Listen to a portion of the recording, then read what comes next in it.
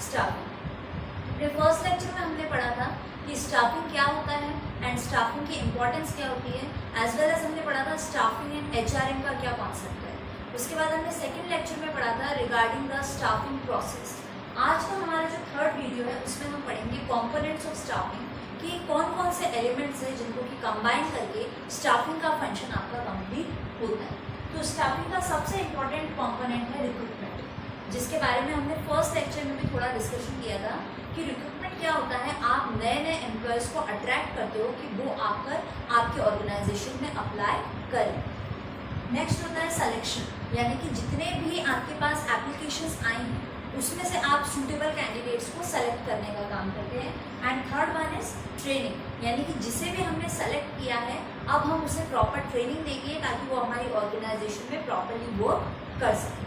तो अब हम जो है स्टाफिंग के ये तीनों ही कंपोनेंट्स को डिटेल में डिस्कस करेंगे। इस वीडियो में हम जो पहला कंपोनेंट है दैट इज रिक्रूटमेंट, इसके बारे में डिटेल से थोड़ा डिस्कशन करेंगे। तो सबसे पहले प्रॉपर डेफिनेशन देख लेते हैं कि what is recruitment.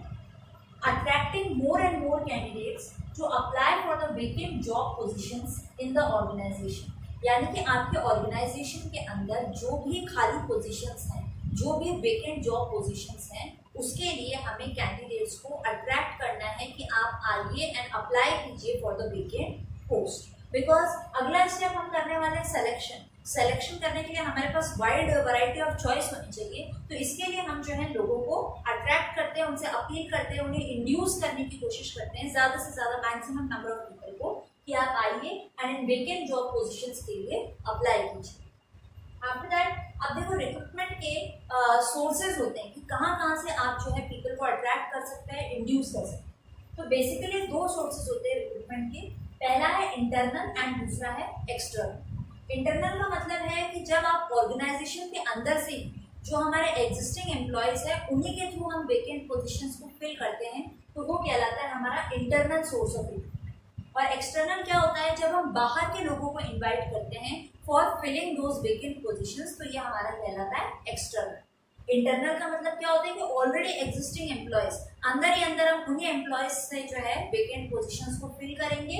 And external में हम बिल्कुल फ्रेश टैलेंट को, बाहर के लोगों को इनवाइट करते हैं। तो आइए सबसे पहले जान लेते हैं कि जो हमारा इंटरनल सोर्स ऑफ रिक्रूटमेंट है इसके क्या हमें फायदे हो सकते हैं एंड क्या नुकसान हो सकते हैं। क्योंकि इंटरनल है एग्जिस्टिंग एम्प्लॉयज के थ्रू ही वेकेंट पोजीशंस को भरना, तो सबसे पहले इसके मेरिट्स को हम देखते हैं। सबसे पहला मेरिट है इकोनॉमिकल, एक सस्ता मेथड है, बिकॉज आपको बाहर से किसी फ्रेश टैलेंट को इनवाइट नहीं करना है। अगर बाहर के पर्सन्स को हम बुलाते हैं तो फिर रिक्रूटमेंट, सिलेक्शन, ट्रेनिंग में हमारा ज़्यादा खर्चा होता है।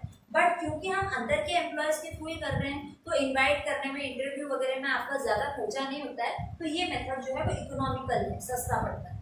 सेकेंड है हमारा मोटिवेट्स एम्प्लॉयज़। भाई हमने बोला कि जो एग्जिस्टिंग एम्प्लॉयज़ है उन्हीं को ट्रांसफर करके या प्रमोशन देके हम वेकेंट पोजीशन को फिल करेंगे, तो नेचुरल सी बात है कि जो एग्जिस्टिंग एम्प्लॉयज़ हैं वो मोटिवेट होंगे कि भाई हम ज़्यादा मेहनत करें, हमारे अचीवमेंट्स और भी ज़्यादा हो, ताकि अगर हम अच्छा काम करेंगे तो हमें हायर पोजीशन पे प्रमोट किया जाएगा या हमारा ट्रांसफर एक बेटर पोजीशन पे किया जाएगा। तो इससे क्या होता है कि एम्प्लॉयज़ जो है वो मोटिवेट होते हैं बेटर वर्क करने के लिए। Next, less amount on training.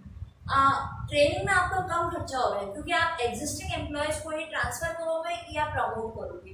तो जो एग्जिस्टिंग एम्प्लॉयज़ है वो ऑलरेडी फेमिलियर है with the rules and regulations of your organization, वो ऑलरेडी सारा सिस्टम, सारा पैटर्न समझते हैं, तो उन्हें ट्रेनिंग देने में आपका टाइम और एफर्ट्स दोनों ही कम लगते हैं। नेक्स्ट अगर हम बात करें already familiar with the organization, जैसे कि हमने अभी बात किया कि भाई इनको ट्रेनिंग देने में भी कम टाइम लग रहा है, ऑलरेडी इनको पूरी ऑर्गेनाइजेशन का सिस्टम पहले से पता है, तो इनको नई चीज़ें सिखाने में हमें ज़्यादा टाइम नहीं लगेगा। और ऑलरेडी जो आपके फेमिलियर एम्प्लॉयज़ है उनको नई चीज़ों को, नई स्किल्स को अडॉप्ट करने में भी ज़्यादा समय नहीं लगने वाला है। नेक्स्ट है इम्प्रूव परफॉर्मेंस। भाई नेचुरली अगर मैं किसी पोस्ट पे हूँ, मैं क्लर्क की पोजीशन पे हूँ और मैं अकाउंटेंट की पोस्ट पे जाना चाहती हूँ, इसके लिए मैं बहुत हार्ड वर्क कर रही हूँ ताकि मेरी कंपनी के, मेरी ऑर्गेनाइजेशन की जो भी मालिक हैं वो मुझे हायर पोस्ट दे दें। तो नेचुरली मैं अच्छा ज़्यादा अचीव करने के लिए अपने परफॉर्मेंस को इम्प्रूव करूँगी। इस एक्सपेक्टेशन से कि भाई मुझे हायर पोस्ट पे प्रमोट किया जाएगा, इसीलिए भाई अगर परफॉर्मेंस इम्प्रूव होती है तो एम्प्लॉय को भी उसका बेनिफिट है, और इनडायरेक्टली हम कह सकते हैं कि ऑर्गेनाइजेशन को भी अपने एम्प्लॉयज की इम्प्रूव परफॉर्मेंस का पूरा बेनिफिट मिलता है।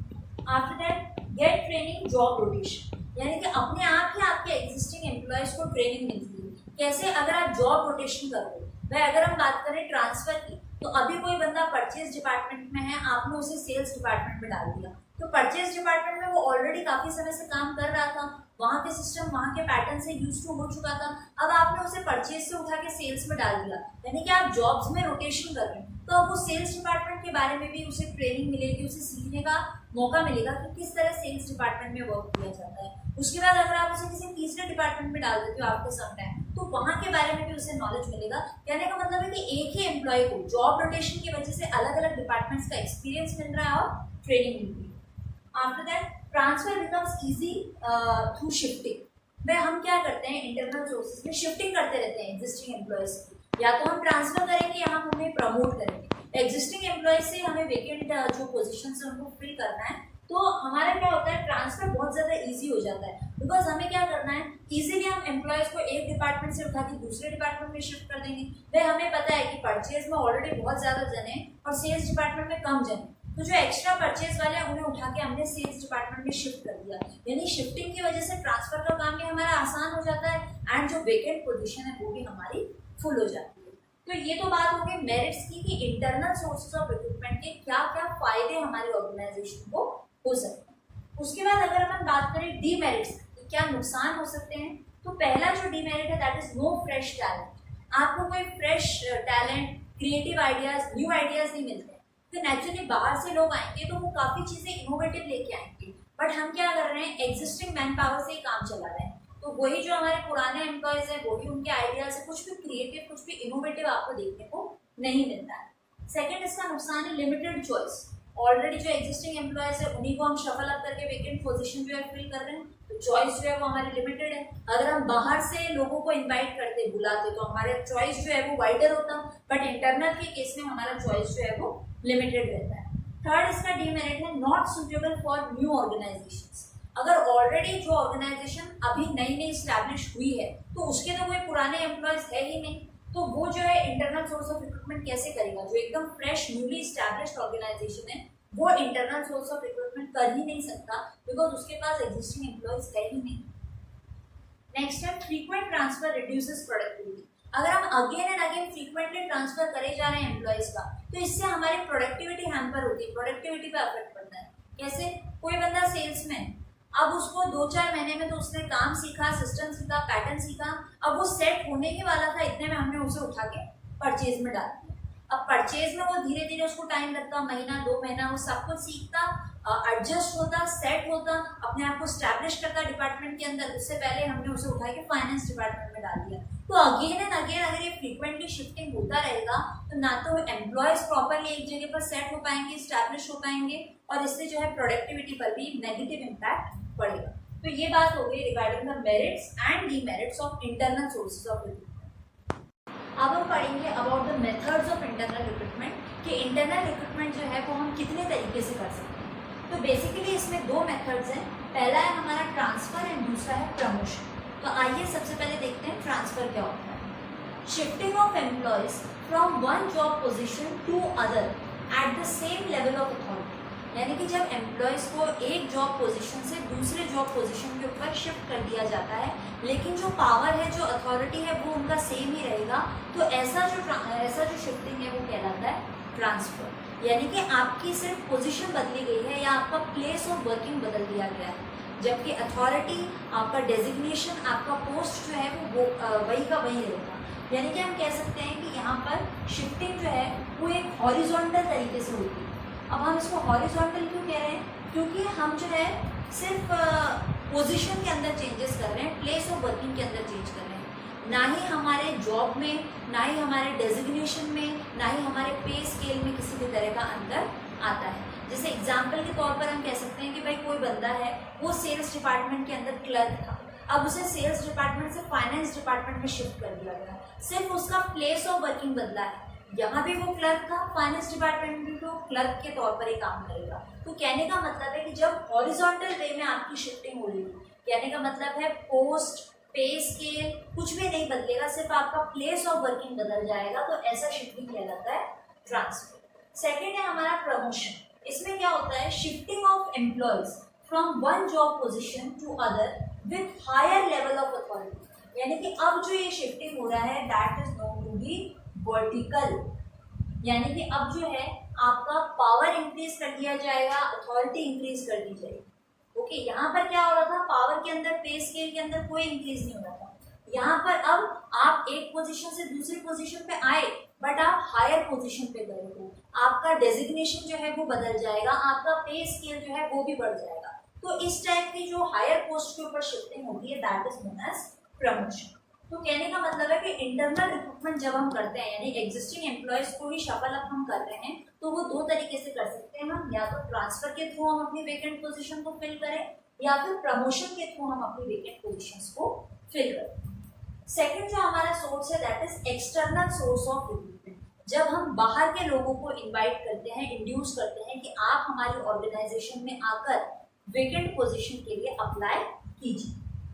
तो एक्सटर्नल सोर्सेज के भी इंटरनल की तरह अपने कुछ एडवांटेजेस हैं एज वेल एज कुछ डिसएडवांटेजेस हैं। तो सबसे पहले एडवांटेजेस के बारे में डिस्कस करते हैं।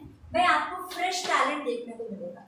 नेचुरली जो एग्जिस्टिंग एम्प्लॉयज है उनका माइंड कहाँ तक जाता है, उनका आईक्यू लेवल कैसा है, क्या उनका इंटरेस्ट है, किस अकॉर्डिंग वो वर्क करते हैं, ये सब आपको पता है, बिकॉज वो लोग ऑलरेडी आपके साथ काफी टाइम से वर्क कर रहे हैं। इसलिए आप एक्सटर्नल सोर्स ऑफ रिक्रूटमेंट कब प्रेफर करोगे, जब वेकेंट नंबर ऑफ पोजीशंस बहुत ज्यादा है, बिकॉज हमें फ्रेश टैलेंट देखने को मिलेगा, न्यू आइडियाज, क्रिएटिव आइडियाज देखने को मिलेगा। वाइडर चॉइस, मैं नेचुरली जैसे हमारी ऑर्गेनाइजेशन में 10 पोजीशन वेकेंट है, हमने एडवर्टाइजमेंट दे दिया, 100 एप्लीकेशन हमारे पास आ गए, तो हमारे पास चॉइस बहुत ज्यादा है। इन आउट ऑफ दीज 100 हम मोस्ट सुटेबल या बेस्ट 10 को हम सेलेक्ट कर सकते हैं। नेक्स्ट है हमारा क्वालिफाइड पर्सन। नेचुरली बाहर से जो भी टैलेंट आएगा हम उसका स्क्रीनिंग करेंगे, टेस्ट लेंगे, इंटरव्यू लेंगे, तो पॉसिबिलिटी ये रहती है कि सबसे ज्यादा जो क्वालिफाइड है, जो सबसे ज्यादा सूटेबल कैंडिडेट है, वो हमें लास्ट में मिलेगा। नेक्स्ट है लेटेस्ट टेक्नोलॉजिकल नॉलेज। भाई आजकल क्या है, कैंपस रिक्रूटमेंट बहुत ज्यादा ट्रेंड में है कि भाई कॉलेजेस से जाते हैं कंपनीज वाले, एमएनसीज वाले, कॉलेजेस में जाते हैं, स्ट्रेट अवे जो नए बंदे होते हैं, जो एमबीए कर रहे हैं, जो इंजीनियरिंग कर रहे हैं, जो ग्रेजुएट्स हैं, उन फ्रेश बंदों को लेके आते हैं। क्यों? क्योंकि उनके पास लेटेस्ट टेक्नोलॉजिकल नॉलेज है, लेटेस्ट अभी क्या टेक्नोलॉजी चल रही है, क्या नए पैटर्न है मैनेजमेंट में, इंजीनियरिंग में, वो सब उनका करंट नॉलेज रहता है, जिसका मैक्सिमम बेनिफिट उठाने के लिए ये तरीका जो है वो ऑर्गेनाइजेशन अपनाते हैं। नेक्स्ट है कॉम्पिटिटिव स्पिरिट। में नेचुरली कॉम्पिटिटिव स्पिरिट पैदा होती है क्योंकि इंटरनल लोगों को ये पता रहता है कि भाई एक्सटर्नल पीपल को हायर किया जा रहा है, और हो सकता है उनके स्किल्स, उनका परफॉर्मेंस, उनका काम करने का तरीका हमसे बेटर हो, तो इंटरनल लोग भी जो है वो अपनी परफॉर्मेंस को इम्प्रूव करने की कोशिश करते हैं ताकि कंपटीशन जो है अच्छा बना रहे।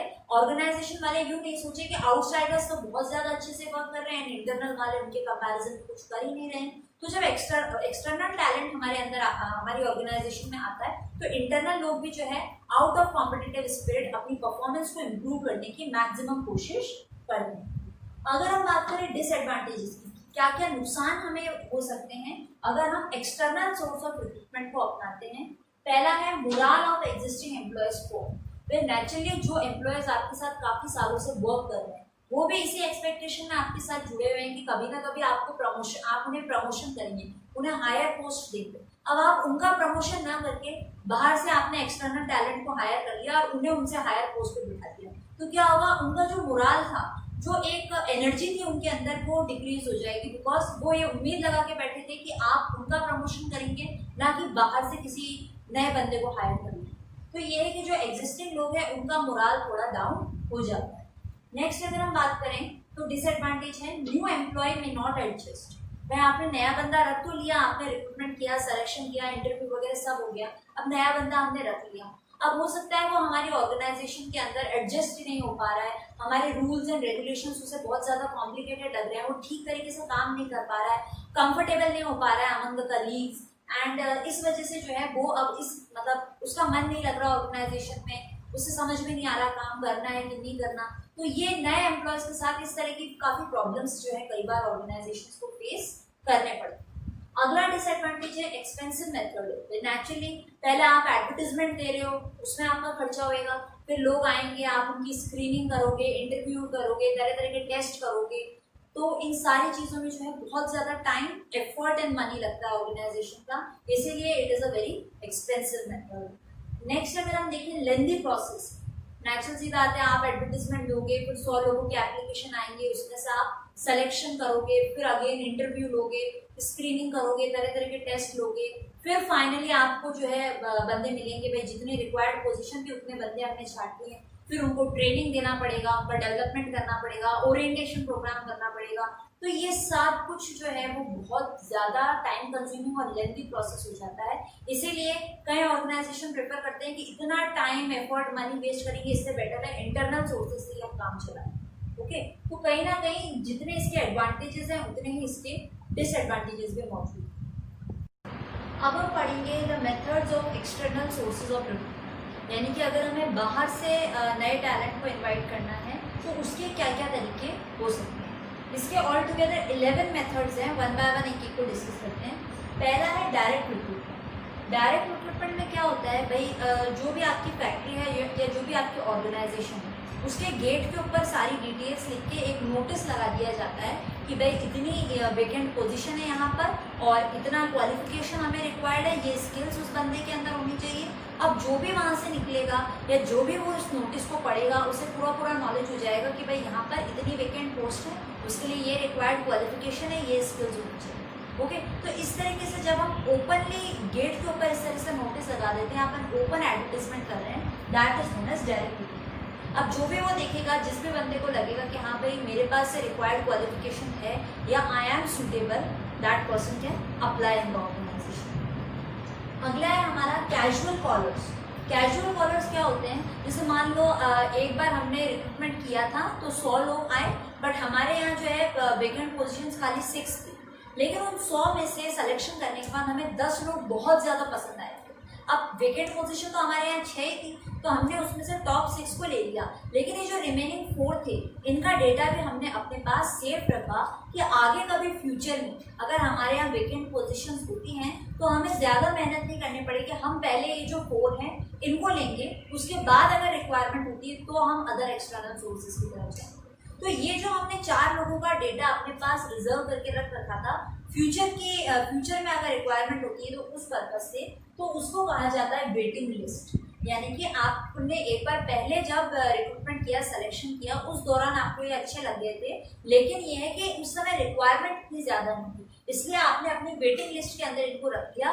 फ्यूचर में आप जब भी रिक्वायरमेंट होगी तो सबसे पहले आप इन 4 को अप्रोच करोगे। तो ये जो वेटिंग में बंदे होते हैं, उनका जो डेटा है वो कहलाता है वेटिंग लिस्ट, और इसी को हम कहते हैं कैजुअल कॉलर्स। यानी कि पहले ये हमने इन्हें कॉल किया था, ये आए थे, बट हम इनका रिक्रूटमेंट, इनका प्लेसमेंट नहीं कर पाए थे, अब जो है हम इन्हें दोबारा से कॉल करके इन्हें कंसिडर कर रहे हैं।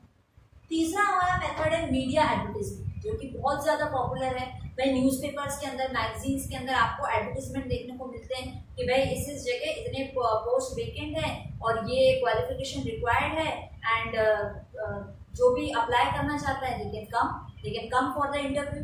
ओके, तो इस टाइप में जब आप न्यूज़पेपर्स के अंदर, जर्नल्स के अंदर ओपन एडवर्टीजमेंट देते हो, that is known as media advertisement. Fourth हमारा तरीका है एम्प्लॉयमेंट एक्सचेंजेस।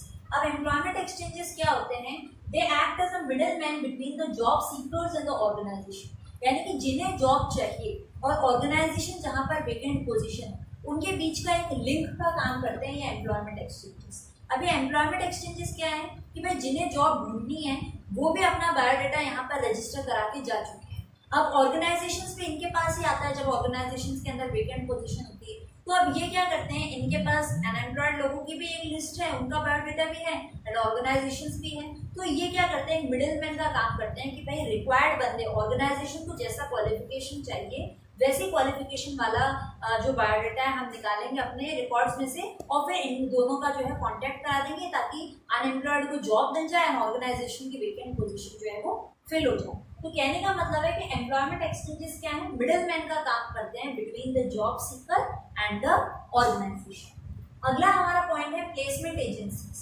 प्लेसमेंट एजेंसीज क्या करती हैं, ये सेम वही काम करती हैं जो कि एम्प्लॉयमेंट एक्सचेंजेस कर रही हैं, बस इनमें फर्क इतना सा है कि एम्प्लॉयमेंट एक्सचेंजेस जो होती है वो गवर्नमेंट रजिस्टर्ड बॉडीज होती है, यानी गवर्नमेंट अथॉरिटीज की ये काम कर रही हैं, और प्लेसमेंट एजेंसीज जो है वो प्राइवेट एंटरप्रेन्योर्स रन करते हैं, यानी प्राइवेट ऑर्गेनाइजेशंस जब यही एम्प्लॉयमेंट एक्सचेंज वाला काम कर रही हैं कि भाई ये मिडिल मैन बनेगी between the job seeker and the organization, तो ऐसे एजेंसीज कहलाती हैं प्लेसमेंट एजेंसीज। यानी कि इनके पास भी जो है अनएम्प्लॉयड लोगों के बायोडाटा रजिस्टर्ड है, अब ऑर्गेनाइजेशंस आएंगी, इनसे कांटेक्ट करेंगी और ये जो सूटेबल ऑर्गेनाइजेशन की रिक्वायरमेंट और डिमांड्स के अकॉर्डिंग जो भी सूटेबल बायोडाटा होगा इनका आपस में ये लोग कांटेक्ट करा देते हैं। अब ये प्लेसमेंट एजेंसीज क्या हैं, क्योंकि ये प्राइवेट एंटरप्राइजेस रन करती है तो ये एक फीस चार्ज करती हैं अपने इस नेटवर्क के लिए, जो मिडिल मैन का काम कर रही है उसके लिए ये फीस चार्ज करती है। नेक्स्ट है हमारा कैंपस रिक्रूटमेंट। अभी थोड़ी देर पहले भी हमने डिस्कस किया था कि कैंपस रिक्रूटमेंट में क्या होता है, जिन लोगों की ऑलरेडी पढ़ाई चल रही है, फाइनल ईयर है, लास्ट ईयर है, जो चाहे MBA कर रहे हो, इंजीनियरिंग कर रहे हो, कोई भी प्रोफेशनल या मैनेजमेंट कोर्स कर रहे हो, तो जो बड़ी बड़ी कंपनीज है वो डायरेक्ट कैंपस में जाती है और वहाँ से ये जो फ्रेश इंडिविजुअल्स हैं जिनमें क्रिएटिव आइडियाज़ है, इनोवेटिव आइडियाज़ हैं, जिनका परफॉर्मेंस बहुत अच्छा रहा है, उनको जो है वहीं से हायर कर लिया जाता है। नेक्स्ट है रिकमेंडेशंस फ्रॉम प्रेजेंट एम्प्लॉयज, यानी ऑलरेडी हमारी ऑर्गेनाइजेशन के अंदर जो लोग काम कर रहे हैं हम उन्हीं से कहेंगे कि भाई ये वेकेंट पोजीशन है, इनको आप फिल कीजिए, तो वो क्या करते हैं अपने रिलेटिव्स, अपने घर में, फ्रेंड्स में जो भी बंदा उन्हें लगता है कि हाँ भाई ये बंदा सूटेबल है इस पोस्ट के लिए, काम करने लायक है, वो उसका नाम जो है रिकमेंड करते हैं, सजेस्ट करते हैं। अब ऑर्गेनाइजेशन ट्रस्ट करती है अपने एग्जिस्टिंग एम्प्लॉय पे कि भाई ये हमारी ऑर्गेनाइजेशन का पैटर्न एंड सिस्टम समझता है एंड ये जो है नेचुरली जो भी सजेस्ट करेगा वो ऑर्गेनाइजेशन को देखते हुए ऑर्गेनाइजेशन के बेटरमेंट के लिए करेगा। तो कई बार ये मेथड भी अपनाया जाता है कि प्रेजेंट एम्प्लॉयज के सजेशंस को, रिकमेंडेशंस को भी कंसिडर किया जाता है। Next method is labour contractors. अब ये लेबर कॉन्ट्रैक्टर्स क्या होते हैं भाई, इनके नॉलेज में होते हैं, इनके कॉन्टैक्ट में होते हैं बहुत सारे लेबर्स या जॉब सीकर्स। ये क्या जनरली जो लोअर लेवल की जॉब्स होती हैं, जैसे कहीं यहाँ पे आपको लेबर चाहिए, पियोन है, क्लर्क है, ऐसे लोअर लेवल की जो जॉब्स वाले वर्क होते हैं उनके लिए जनरली ये लेबर प्रोवाइड करते हैं जहाँ पर लार्ज नंबर ऑफ लेबर की रिक्वायरमेंट है। जैसे मान लो किसी फैक्ट्री में कोई शटडाउन आ गया या कोई टर्नओवर आ गया अचानक से, अब वहाँ पर जो है एक साथ 500 लेबर की रिक्वायरमेंट है, तो ऑर्गेनाइजेशन क्या करेगा, इन लेबर कॉन्ट्रैक्टर से कॉन्ट्रैक्ट करेगा कि भाई हमें पर्टिकुलर 6 मंथ्स के लिए या साल भर के लिए जो है 500 लेबर की रिक्वायरमेंट है। अब ये क्या करते हैं, इनके कॉन्टैक्ट में रहते हैं लेबर्स, ये उन्हें कांटेक्ट करते हैं और सबको ऑर्गेनाइजेशन में एक प्लेस पर बुला लेते हैं और वो ऑर्गेनाइजेशन को जो है लेबर प्रोवाइड कराते हैं और अपने इस काम के लिए ये जो लेबर कॉन्ट्रैक्टर्स हैं ये कमीशन चार्ज करते हैं from the organization. After that advertising on television, भाई आपके ऑर्गेनाइजेशन है, आपके यहाँ अगर कोई भी वेकेंट पोजीशन है तो आप टेलीविजन के ऊपर भी उसका एडवर्टीजमेंट कर सकते हैं जो एक साथ वाइड एरिया कवर करेगा, बहुत सारे लोगों तक पहुँचेगा। नेक्स्ट है वेब पब्लिशिंग। वेब पब्लिशिंग का मतलब क्या होता है कि इंटरनेट के ऊपर ऐसी कई सारी साइट्स हैं जैसे naukri.com है, monster.com है, जो कि अनएम्प्लॉयड लोगों का बायोडाटा जो है वो रजिस्टर कर लेती है। अब और इन जो भी आपके बायोडाटा के अकॉर्डिंग, आपकी क्वालिफिकेशन के अकॉर्डिंग, स्किल्स के अकॉर्डिंग कोई भी एप्रोप्रिएट जॉब होता है तो ये आपके पास नोटिफिकेशन भेजते हैं कि भाई आपके अकॉर्डिंग है, ये आपके लिए सूटेबल है, आप अप्लाई कर सकते हैं। तो इस टाइप की कई सारी वेबसाइट्स हैं जो इंटरनेट पर चलती हैं जिनके अंदर आपको अपना रजिस्ट्रेशन कराना पड़ता है और फिर आपको नोटिफिकेशन मिलता है रिगार्डिंग द जॉब। नेक्स्ट है फैक्ट्री गेट। अब इसमें क्या होता है, basically it is suitable for unskilled job position, यानी कि वही जो छोटे मोटे जॉब्स होते हैं, पियोन है, क्लर्क है, उसके लिए ये सूटेबल है। इसमें सिंपली क्या होता है कि जो भी जॉब सीकर्स हैं, जो भी अनएम्प्लॉयड है, वो फैक्ट्री के गेट के सामने आके असेंबल हो जाते हैं कि भाई हमें कुछ भी काम दे दो, हम आपको जो है अपनी सर्विसेज प्रोवाइड करेंगे। और अगर रिक्वायरमेंट होती है वहाँ ये पूछताछ करते हैं कि भाई रिक्वायरमेंट है क्या लेबर की, एंड अगर रिक्वायरमेंट होती है तो इन्हें अंदर ले लिया जाता है एंड ये जो भी सर्विसेज देते हैं उसके बदले में इन्हें रेम्यूनरेट किया जाता है। तो ये सारे क्या थे different methods of external sources of recruitment. अपने नेक्स्ट वीडियो में हम डिस्कस करेंगे about the next important concept that is selection.